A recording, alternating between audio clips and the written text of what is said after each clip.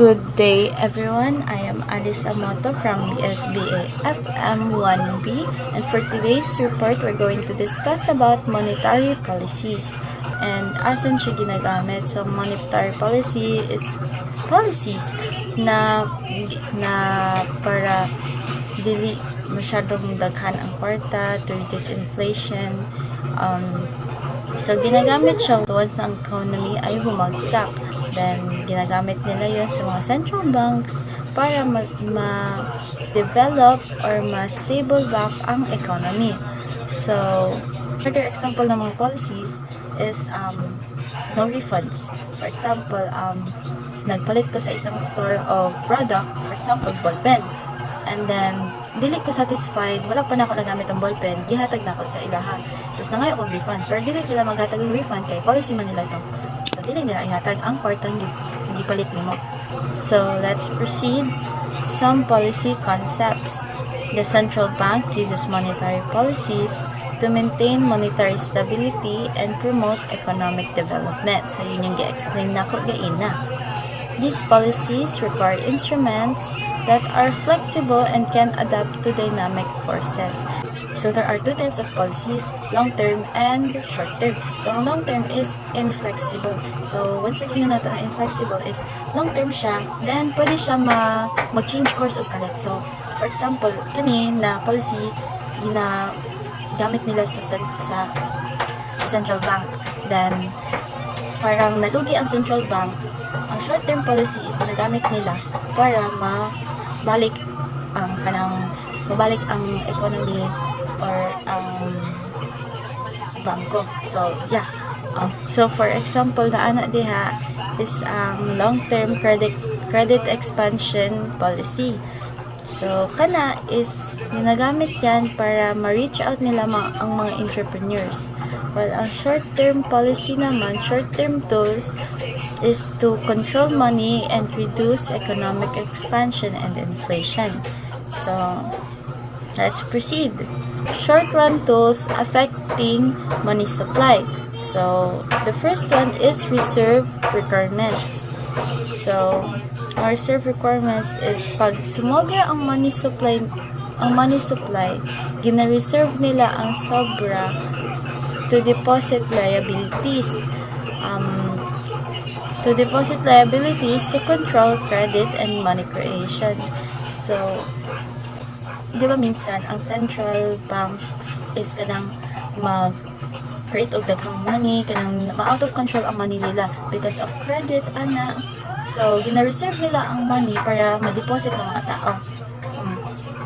Ang example, ana, is my long-term policy on credit expansion to reach out to more entrepreneurs, lalo na sa mga rural places or areas. Pero, ang monetary expansion, may times na mag-go out of hand siya. As I said, na long-term nga, mada-downhill siya pwede, or ma-change course, and may magka-side effects siya. So, unsa may solusyon, ana? Magbutang sila short-term policy to control money. Di ba nga, ang short-term policy na is to control money and reduce economic expansion and inflation. So yun, para mas stable ulit ang bangko or ang economy. So ang naka-illustrate sa ubos is ang equation kung saan pag-create ng money. In 1998, the BSP implemented measures to lower bank intermediation costs and induce declines in lending rates. The reserve ratio was recomposed, reducing bank statutory reserve to 10% and increasing liquidity reserves to 7%. This allowed banks to earn market rates on a larger portion of their reserves. The BSP rejected high bid raters, leading to a downtrend in T-bill rates. The BSP increased the statutory reserve requirement on peso deposit liabilities, deposit substitutes, and trust accounts, raising the level of reserve requirements for thrift banks. Good day everyone, especially to you ma'am. I am third reporter of the group. The topic is discount. The central bank can infuse money to the reserve banking system by buying its loan paper, i.e. loan receivable, at a discount value. To illustrate simply, let us assume that a bank lends 100,000 at annual interest rate of 30%, and therefore expect to get back a compound value of 169,000 after 2 years. The central bank offers the purchase of present value derived discounting the maturity value of the papers that purchased period using a rate called the rediscount rate. So upang mailarawan ang rediscount rate, for example, ang isang bangko ay nagpahiram ng pera sa halagang 100,000 sa rate na 30%. So inaasahan ng bangko na babalik sa kanya ang kanyang pera pagkatapos ng 2 buwan sa halaga ng 169,000. Ang sentral na bangko ay nag-aalok ng pagbili o kasalukuyang halaga na nagmula sa nagdidikwento sa halaga ng maturity ng papel sa panahon ng pagbibili gamit ang isang rate na tinatawag rediscount rate. P is present value or kasalukuyang halaga, F or future value, R discount rate, and bilang ng mga taon mula noong kapanahonan sa pagbili. Thank you! So good day everyone, especially to you ma'am. My name is Ridri Baldomero and I'm going to report this number 3, open market operation. Another way the central bank can change the level of the money supply is by buying and selling government securities, which are financial papers with short-term maturities less than a year. And the central bank recipients and borrows money from the economy when it sells securities. So, example ang OMODI ang OMODI or open market operation is help siya sa central banks to manage economic stability, control inflation, and stimulate growth as needed. Halimbawa nga scenario ani kay the economic is showing a signs of slowing down, and the central bank wants to stimulate economic growth by increasing the money supply. Halimbawa ng open market operation ay kapag ang Federal Reserve or Fed ay bumili o nagbibenta ng treasury securities upang dagdagan o bawasan ang supply ng pera, example sa United States. When it comes buying securities, tumataas ang supply ng pera. And when it comes selling naman ay decrease the money supply. Ang OMO or open market operation ay maaaring magkaroon ng malaking epekto sa ekonomiya bilang ang mga rate ng interest. Maaaring ayusin ng OMO ang rate ng federal na pondo na nakaapekto sa iba pang mga panandalian at pangmatagalang rate, pati na rin sa mga foreign exchange rate. Credit at pera, maaaring baguhin ng OMO ang halaga ng pera at kredito na maaaring kredito at maggamit sa ekonomiya. So, ang ato lang dyan timanan is, ang open market operation is by buying and selling niya of government securities. Effectiveness in trimming liquidity. The effectiveness of open market operation was put to a test katong 1984 when monetary authorities used the instruction to help mop up excess money and contain inflation. The central bank floated more treasury bills with a weighted average interest rate of 35%, relatively attractive to the prevailing rate of 20 to 28% for the short-term loans and placement. So, diyan lang nagtapos ang akong report. So, thank you. Good day everyone, my name is Lenin A. Maestro. I am from BSBE FM 1B and I am the reporter of Group 9, which is the monetary policy. And my assigned topic is all about selective control. So when you hear selective control, what first comes into our mind? So selective control is a process that checks a condition and decides whether to execute a specific part of program code. So ang selective control daw is mao na siya ang term how to describe a code. Mao na siya ang pasabot sa selective control in programming. So, selective control, the effective range of an instrument may not necessarily lead to as targets, and even if it does, may spill over factors which are not its concern, and those create problems. This is where monetary authorities exercise selective control in order to confine the workings of an instrument only to the factor it aims to manipulate, and therefore avoid its indiscriminate effects. So kana nga passage nga nag-explain kung giunsa ang monetary policies use selective control nga to target specific economic factors and avoid unintended consequences from policies instrument. And also,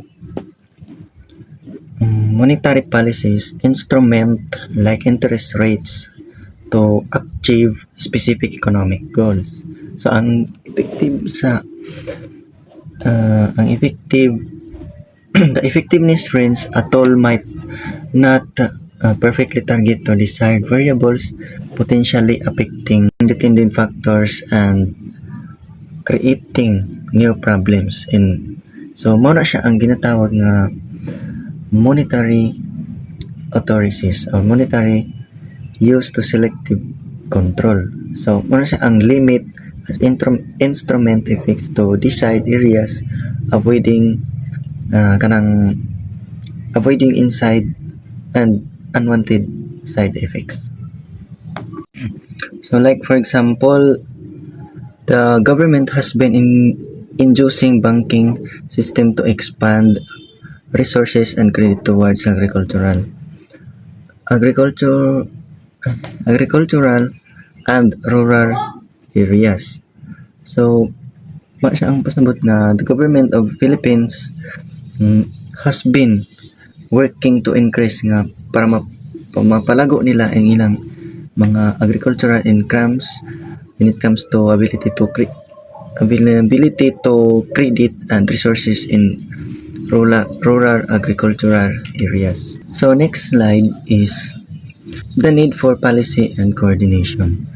So the need for policy and coordination, it's very important because for improving public services and addressing issues like duplication and waste and contradictions. So it can be also be important for internal policy where countries may need to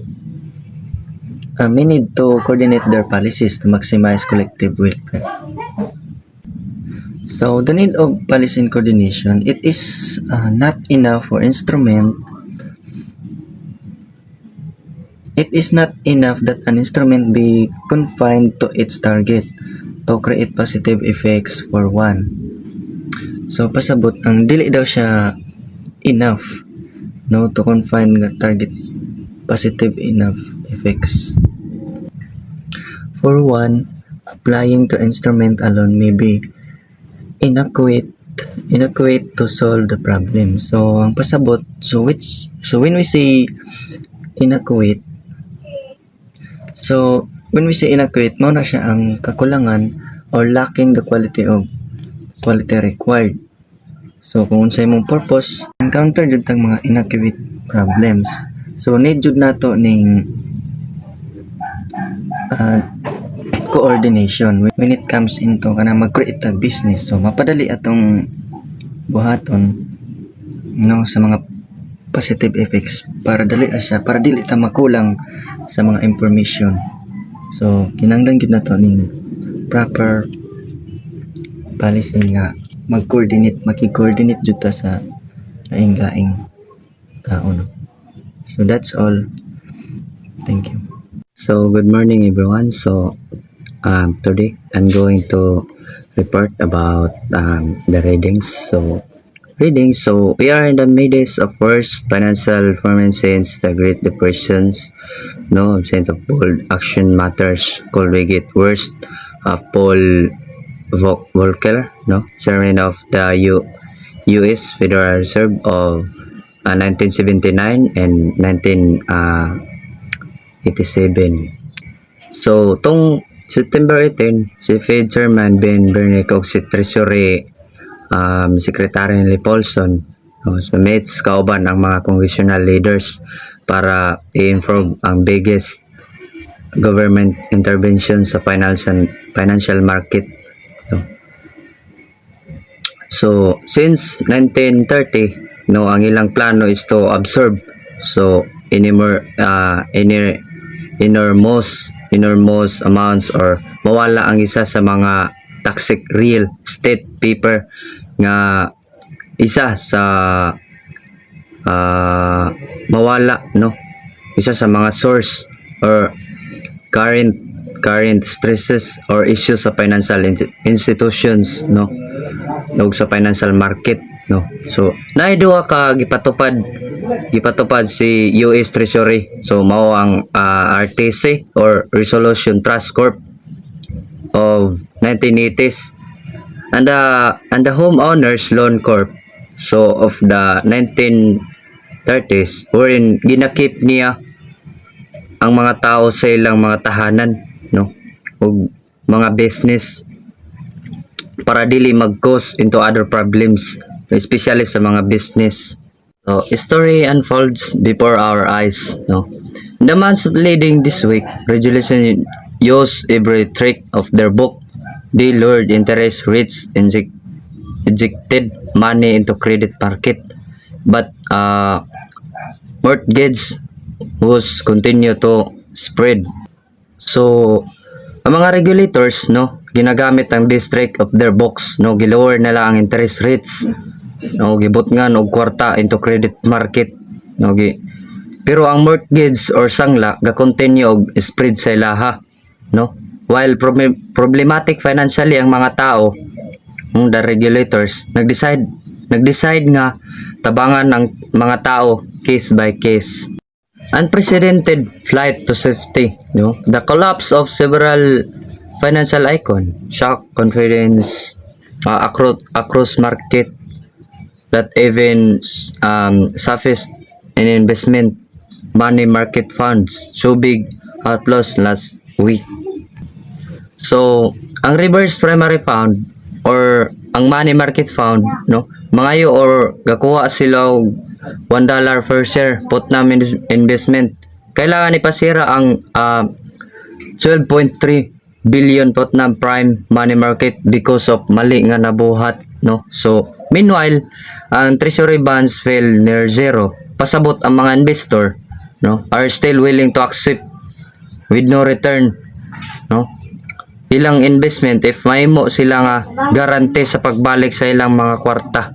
So mao ni ang mga consequence, no, sa mga nahitabo. So first is the largest one day loss since the 9 and 11 attacks. So Monday na siya. The largest one day since October 2002. So Tuesday number 2. The largest 2 day again since March 2002. So Tuesday and Friday. So the largest volatility, no, as measured by BIX October 2002. So Tuesday. So mao ta mga consequence nga mga nahitabo, no. So the last is an unprecedented concerted central bank of regulatory intervention. So to ease the extreme liquidity crunch and following months bankruptcy of AIG's take cover by the US government at Fed, ECB, no, Bank of England, Bank of Japan, so Bank of Canada, and the Swiss National Bank decided to pump in 247 billion funding in the interbank market. So, at the same time, no, the US Securities and Exchange Commission announced the general ban on short selling stock over the next 2 weeks.